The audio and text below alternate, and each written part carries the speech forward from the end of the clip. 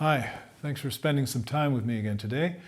We're looking at another piece by John Williams, and this is part of a very well-established franchise of movies, Superman. There's a new one coming out soon, as of this recording, and I hope, I don't know if I'll get to see it or not, but I hope that you recognize the music. If you don't recognize it, it'll be pretty easy to find, if you go on YouTube, I'm sure you can get some performances of this, a lot of performances of this. But for most of you, it should be familiar. I'm going to play the introduction and then just kind of work through the piece. And again, as I've been trying to do, give you a few suggestions about how you might practice in order to make this a little bit more accessible than it might otherwise be. So it starts with a nice maestoso introduction.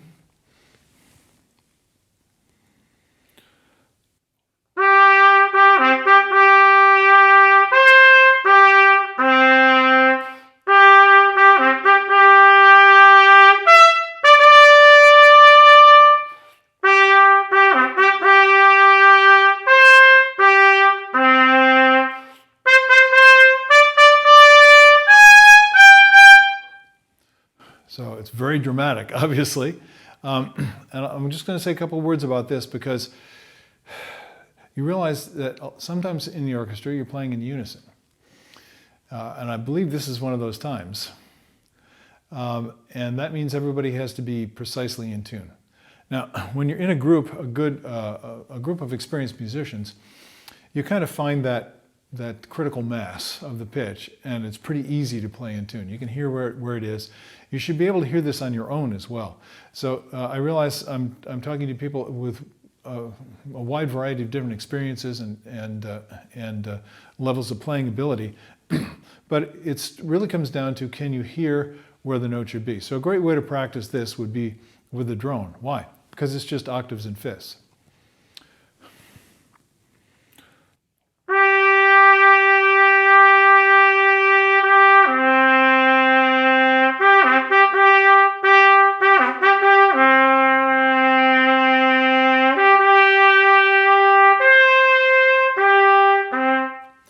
I'm going to give you some advice that may seem a little unusual. Usually if we're doing this and we're working on it with a tuner or our teacher or somebody like me says, well, you really need to play that in tune. So, and we put the drone on, we get the tuner out, we're working on it. The natural tendency is to try and get those notes to be in tune. And most of us can do that. You can see when you're out of tune from the tuner. If you can hear where the note should be, you can hear that in your mind and you can tell whether you're there or not. And of course you can check that ability. You can test yourself with this. But we're missing the key ingredient. You want to be playing in tune comfortably. And what most people do is they manipulate every note in order to make it in tune. Now sometimes your horn doesn't play particularly well in tune, or maybe the mouthpiece and the horn aren't quite lined up properly, or there can be any number of other issues. Maybe it's your playing skill is not at a very high level, so it's just plain difficult to play in tune. And if you got the tuner going, it can be an instrument of torture. I'll probably do some videos on this. I've put it off because it's kind of a nerdy subject, but so many people get injured by the tuner and the metronome, even though they're wonderful tools, that it's worth mentioning. So give you a quick idea here. All I'm concentrating on is allowing my lip, allowing that aperture, the place where the air is vibrating between my lips as it passes through, to stay with the same freedom of vibration all the time as I'm going on to the lower and the upper notes. That actually is quite difficult to do. It takes a lot of breath control. So what most people do is they're just changing their lip tension and blowing straight through.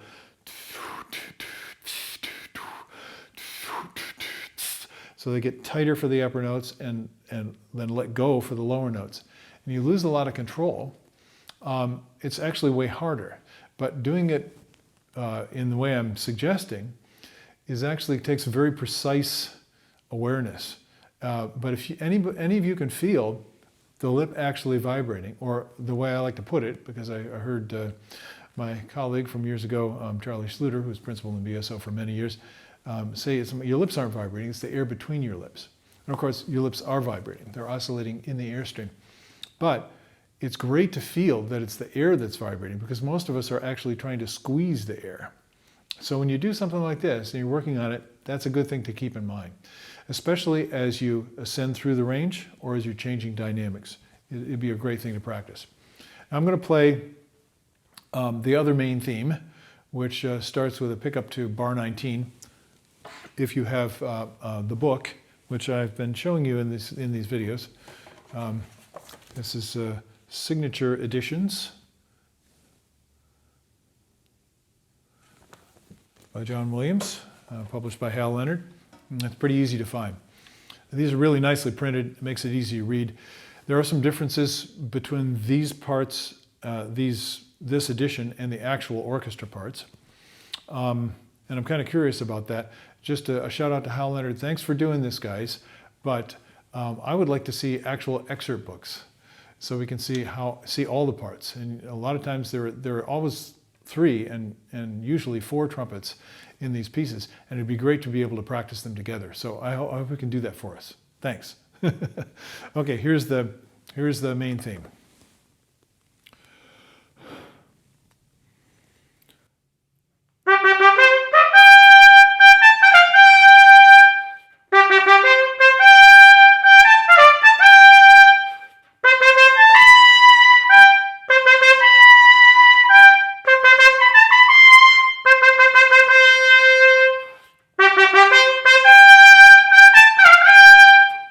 Now, right from the beginning, I was starting to push. And it's very easy to do. We all get caught up in it, especially when you're playing the orchestra and it's very loud and you can't hear yourself very well, as I've said at another time. It's the natural tendency is we start driving a little bit. So you have to train yourself, a lot like an opera singer, to trust your sound production. And the way you do that is when you're practicing, see how easy you can get it to be to just sustain the notes. So many times, this is one of my fundamental practice principles, is I'm trying to sustain a line through the notes, and this will come back in some of the other passages. The next one I'm going to look at, I'm going to have you play that first as a slur. And this is what I would do here, even though it's quite angular.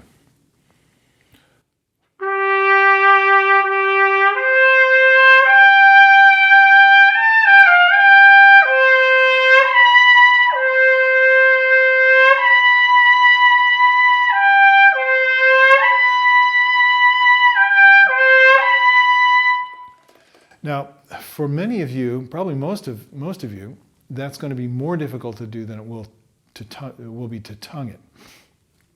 And that's a good thing, because you're going to use your tongue when you play the actual music. But I find that if I slur it and I take the tongue out of the equation, I'm not using the articulation to secure the notes. I have to do it just with the coordination between how I'm flowing the air, focusing that airstream, and the quality of my embouchure control. And so I really like to practice that way. Then I'll add articulation to it. So I might do something like,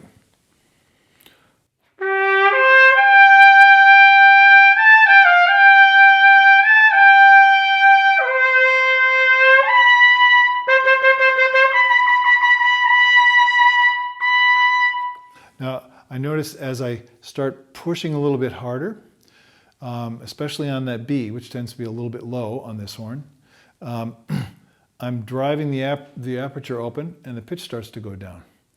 Now I can compensate by that. If my ears are really good, I'll hear that I'm dropping in pitch and I'll start to push with the air. And instead, I want to actually relax and there's plenty of air energy there. For me anyway, I'm producing a lot of energy. My problem is that I'm using the gas pedal a little bit too much. So you need to learn how to find that balance point. And that's the secret to great trumpet playing. It's just quite challenging to do, as many things in this life. So that gives you an idea of what's happening there. By the time you get to the end, you're playing up to a D on the B flat trumpet, so it gets a little choppy. And right away, I'm going. So we'll go back to my singing style.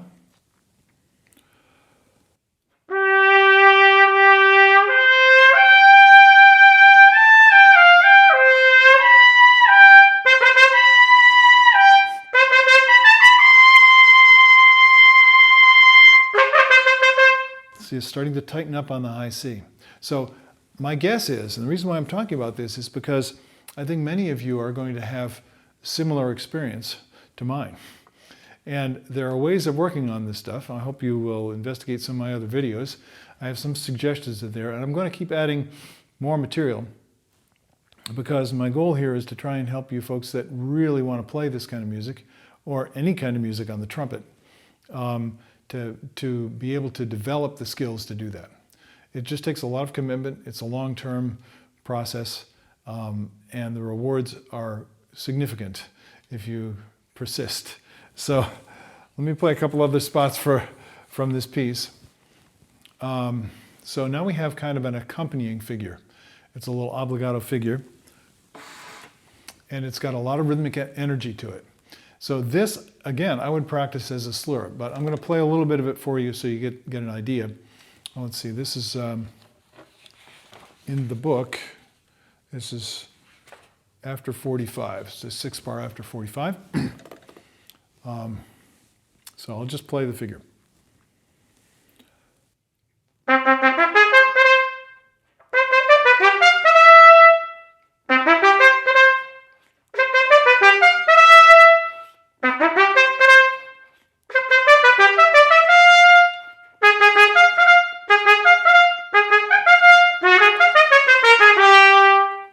So again, very exciting. It's all forte and above. Very strong, powerful music. But what I want is the gesture. Ooh, I just lost my background light. Very cool. So I'll probably leave this in because I think that's pretty cool. My battery ran out. Oops. So now I'm just a floating head. Okay, so here's what I would do.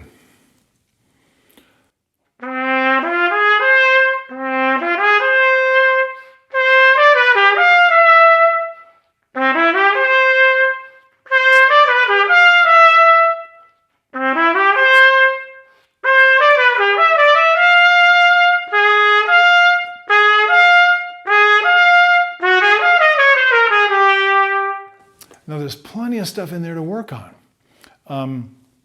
You have the gesture of the breath, and that's the main thing. That's the fun for me of playing. It's a lot like I grew up on skis. It's a lot like skiing. It's that feeling of the beautiful, smooth carving of a turn.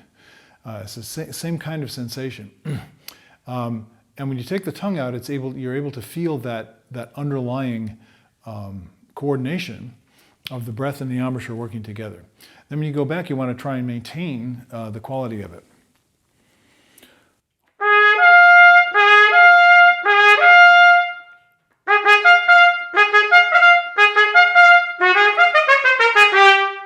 And then add the tongue lightly, and you'll have the whole package. Okay, there's a lot of music in here, several pages, so I'm going to skip ahead, and we're going to just work on the end. The last section. This is pickups into 105. And of course, as is typical with much of this music, it keeps going up in range. So here we're a little bit higher. I'll play some of it and give you a few suggestions.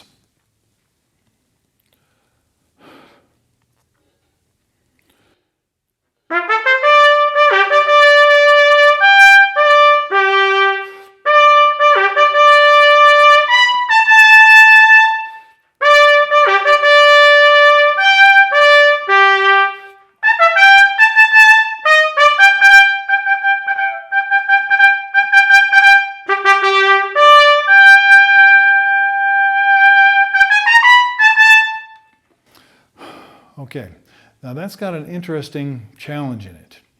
The challenge is the changing of dynamics. You're playing above the staff, sustaining above the staff.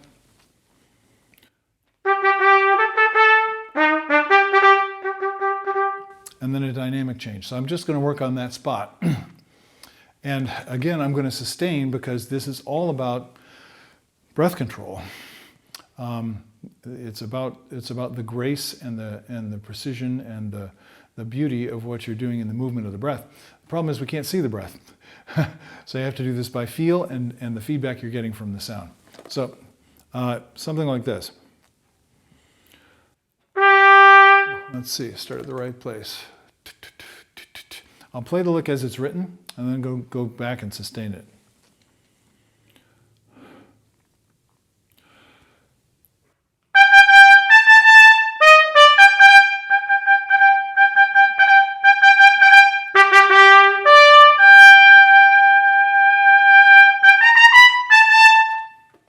Okay, you get the idea. Now, if I just sustain it and I put in the rests, but I'm not going to use the tongue at all. So all I'm doing for the rest is I'm stopping the breath. That's the kind of breath control you need to play this. So I'm doing something like this.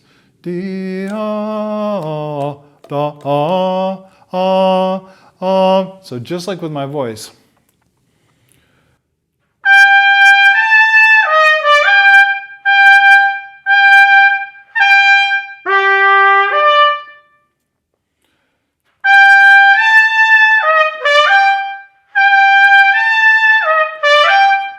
Now, it's easier with the tongue because you can use the tongue to... That's the best way to play it. But if you have the control of the breath like that, the tongue can be lighter and you don't start to pound and force the sound. So I hope you find some of this useful in your own practice. Let me go ahead and play the end since we want to finish it off, and then I'll let you go do your work.